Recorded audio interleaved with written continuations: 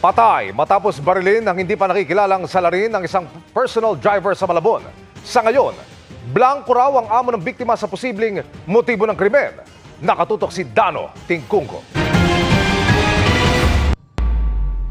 Walang kaabog-abog, 2 putok ng hindi pa matukoy na kalibre ng baril ang kumitil sa buhay ng lalaking ito sa Pampano Street ng Longos, Malabon bago mag-alas 12:30 ngayong hapon. Ayon kay Ronald, hindi niya tunay na pangalan, lumabas lang saglit para bumili ng sigarilyo ang biktima na kanyang kababata sa Cavite at 6 na taon ng personal driver.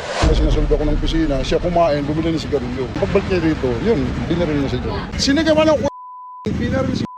Yun lang, tumakbo na ako. Kasi nung una di ako maniwala. Kasi alam ko wala ng kalaban yun.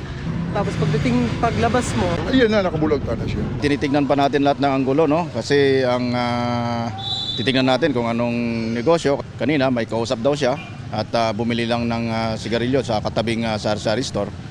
At habang may kausap sa telepono, ito nga nilalipitan ng 2 lalaki na naka-jacket at bigla siyang binaril. blanco ang amo sa posibleng motibo sa pamamaril. Wala. Ayun ang pinaka-joker dito. Sa lugar na to, yung mga may-ari sakit, puro niya kakilala, kaibigan. Dinala na sa SOCO ang labi ng biktima para sa ilalim sa autopsy. Na-recover naman ng Malabon Police ang 2 basyo ng bala na isa sa ilalim sa ballistics test.